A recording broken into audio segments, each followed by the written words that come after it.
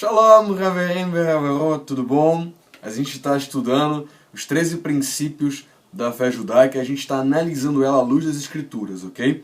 Nós estamos estudando hoje o segundo princípio da fé judaica, tá?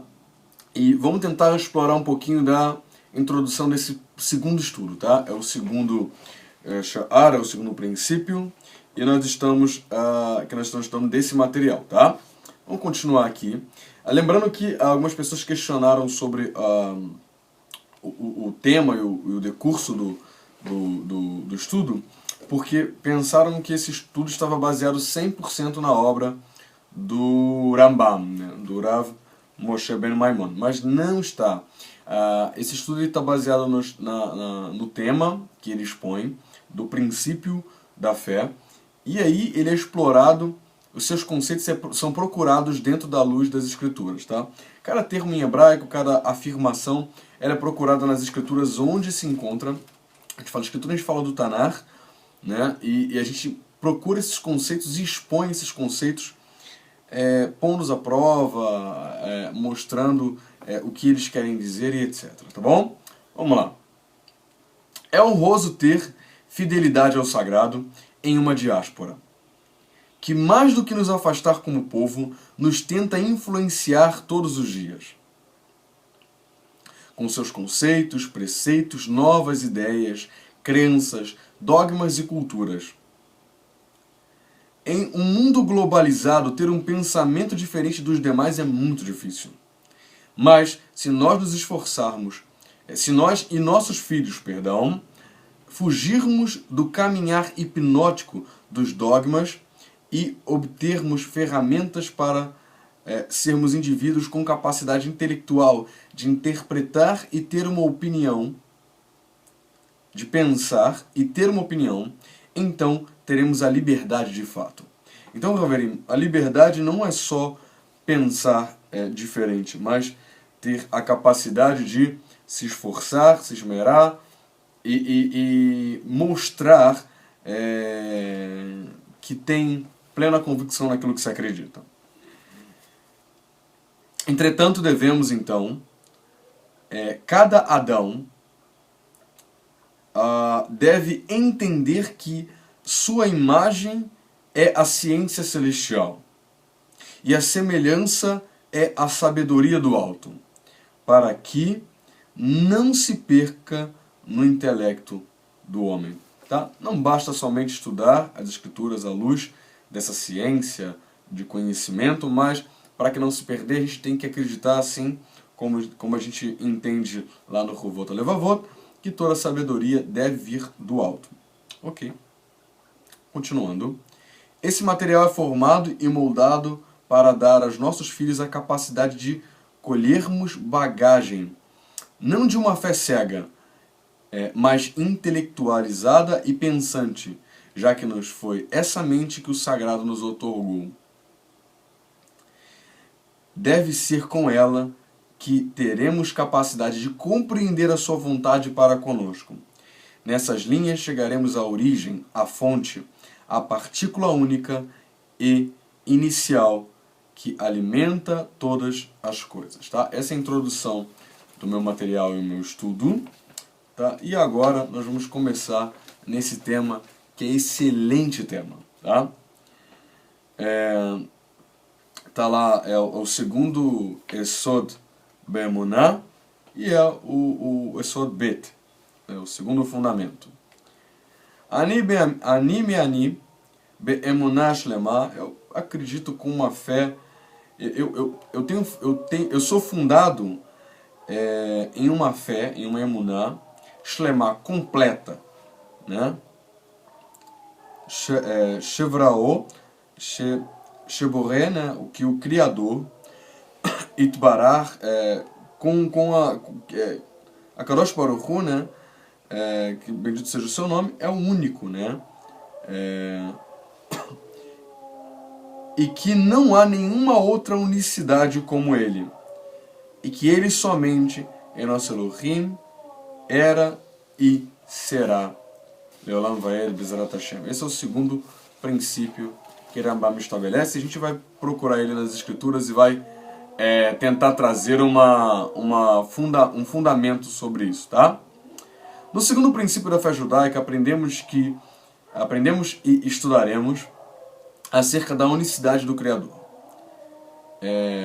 Esse é um dos temas mais controversos e mais discutidos entre grupos tidos por monoteístas da atualidade. Tentaremos de maneira sóbria, singular, trabalhar esses conceitos de maneira básica e direta, honesta e imparcial nos argumentos, sabendo que a conclusão terá por base o Tanar, as Escrituras, no conceito Yehudi. A gente não vai...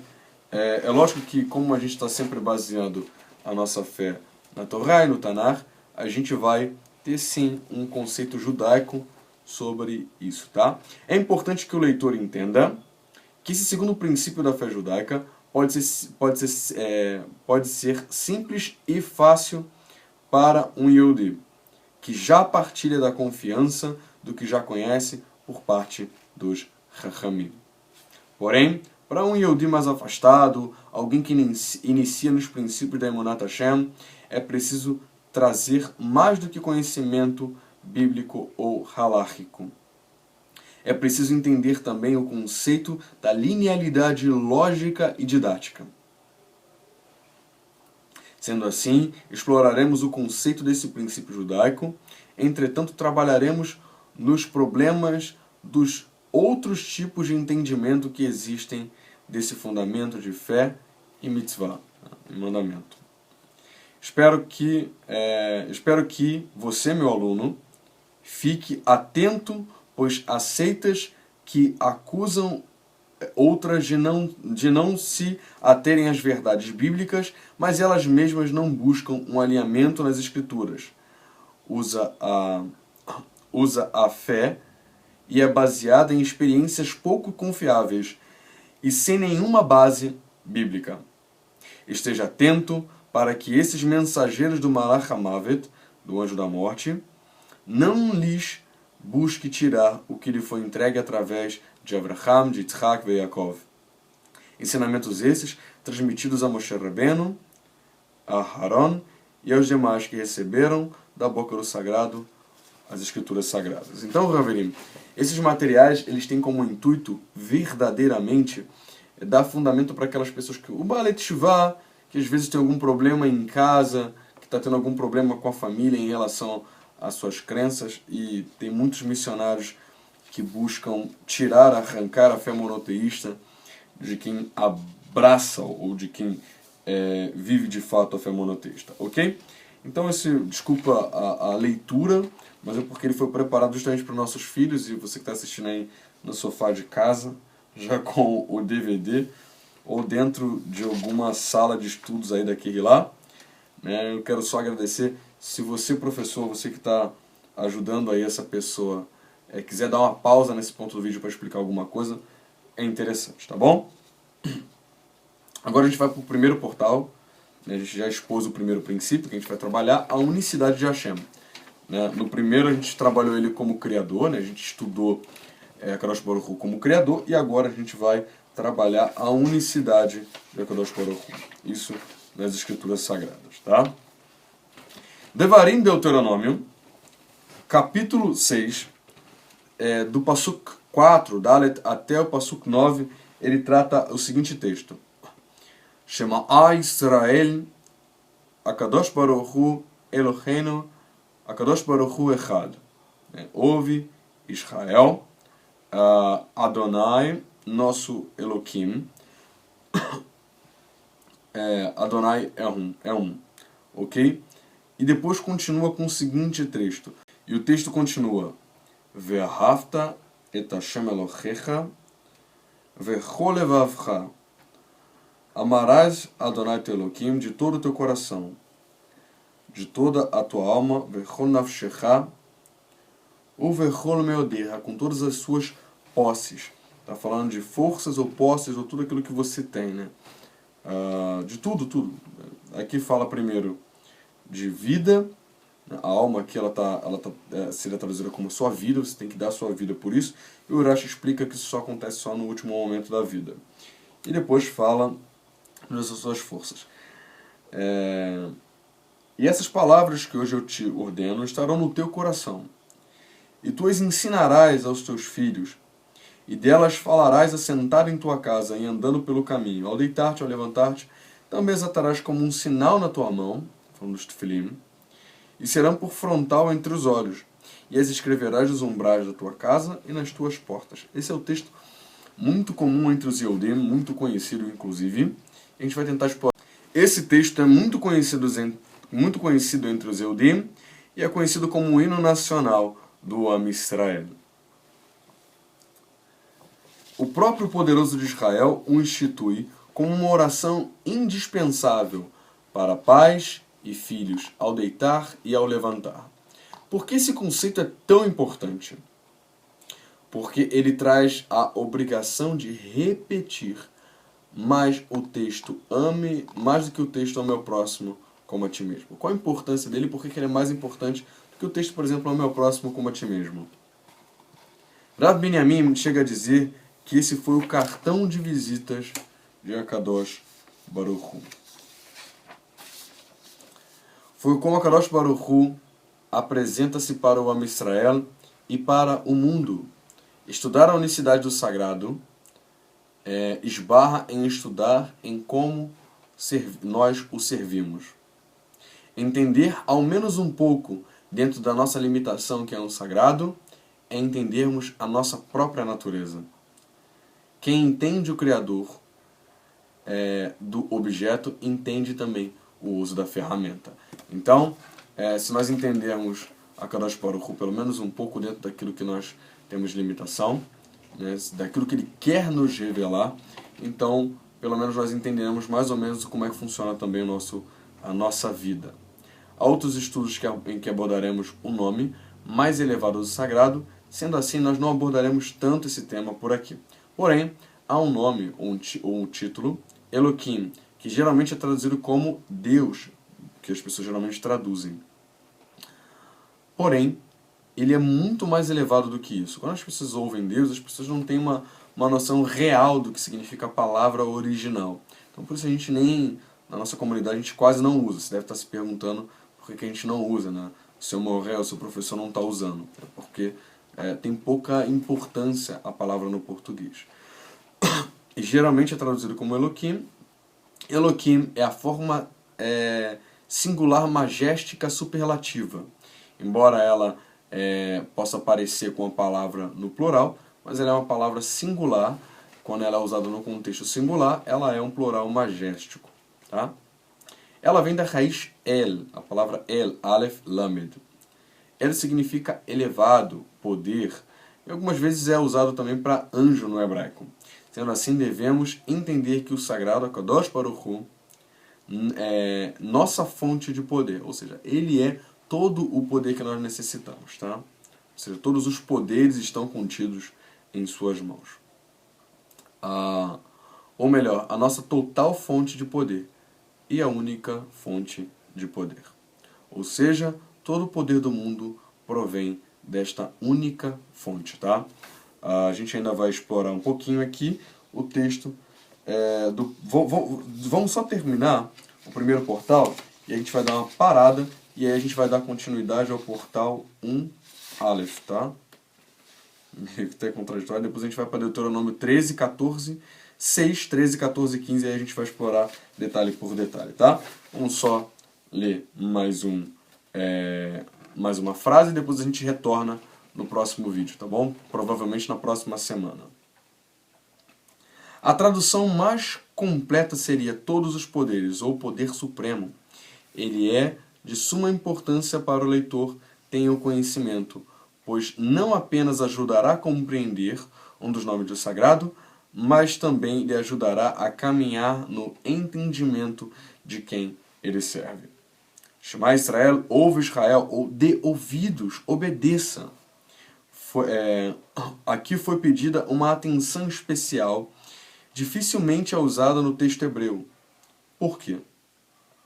Para dar motivo pelo qual Israel exista. O povo de Israel só é imortal como nação porque o sagrado é eterno e é uma ligação de um para com o outro. Essa ligação é doação de força e poder a um dos menores povos do mundo em número. Esse alerta é comparado a um grito de desespero de um pai ao ver que o seu filho se debruça no parapeito de um prédio. Se entendermos isso e colocarmos a nossa kvaná, a nossa intenção, de maneira correta, jamais nos perderemos em meio a galut. Ou seja, a Kadosh Baruch Hu, nas mitzvot ele geralmente não fala Shema Israel. Ele fala, preste atenção, Israel. Nessa aqui ele fala, preste atenção. E aqui eu comparo nesse meu livro, que é como se fosse um pai gritando de desespero quando um filho está no parapeito de um prédio, ou seja, está num perigo extremo. Não reconhecer a unicidade de HaKadosh Baruch Hu, não reconhecer que ele é eterno, gera uma atenção especial para conosco. Né? O Sagrado ele requer uma atenção maior também nossa, para que nós possamos prestar atenção para esse detalhe, que ele é um. Tá? Há muita controvérsia entre os eruditos, não Yehudim, sobre esse trecho, que realmente a tradução seria um, numeral, limitado, ou seria único. Ou seja, há duas ideias, que seria, será que é um numeral que limita, é um, ou único, de que não há nenhum como ele, nenhum outro como ele. Então, esse é até uma pergunta real, uma pergunta que é possível, né? Ah, não é um de numeral, que não é um de número. Ele é único, que seria a tradução. Vamos ver isso aí. Entretanto, quando o texto prossegue dizendo Asher anochi metzavecha hayom, ou que eu te ordeno hoje, o texto apresenta-se no singular e não no plural. Caso o desejo do texto fosse apresentar uma pluralidade de um único ser plural, de uma forma usuária, seria melhor, seria mais usual falar o seguinte, que nós te ordenamos hoje, né? Preste atenção nos mandamentos que nós te ordenamos hoje. Não é nós, é eu. Então, assim, seria controverso demais eu dizer que único no sentido de que é único, mas tem mais de um ali, porque então usaria o texto como eu estou te dando hoje, não nós estamos te dando hoje. Ou algo assim. Aí fica aí a pergunta. Então, o texto do Shema Israel não dá abertura para que possam existir outros poderes, né? Outros seres, outras pessoas, como a gente já abordou o tema no estudo anterior, tá? Eu não sei, sinceramente, não lembro qual o número, que faz tempo que a gente não grava esses vídeos, mas eu não sei ao certo qual o número do vídeo que a gente tá? Mas a gente está começando agora uma nova série dentro da proposta de princípios da fé judaica. A gente está explorando o primeiro vídeo do segundo princípio da fé judaica, tá? E aí a gente vai começar no 1.a, né? Amud Aleph, e depois a gente continua com o princípio da fé judaica segundo. Tá bom, Haverim? Espero que você tenha gostado, tá? Shalom, Leitraot. Shalom a você que me acompanha no canal, tá? Seja muito bem-vindo. Eu quero fazer um convite a você. Inscreva-se no canal clicando em qualquer lugar da tela. Na descrição do vídeo tem algumas sugestões de vídeo para que você possa assistir. Tá? Se você clicar no meu nome logo aqui abaixo ou aqui do lado, em algum lugar aqui na tela, tem o meu nome também, que você vai ver outros vídeos lá do meu canal. Tá? youtube.com /user, U-S-E-R, Yaakov Ben Lev, assim que eu acho que está escrito. Você pode me seguir no Twitter, @Yaakov Ben Lev. Você pode também procurar também lá no Facebook, Yaakov Ben Lev, lá no Facebook, você vai me encontrar, talvez até tirar alguma dúvida, alguma coisa assim, tá bom? Que o Eterno possa te abençoar. Amém, ve amém. Leitraot. Shalom.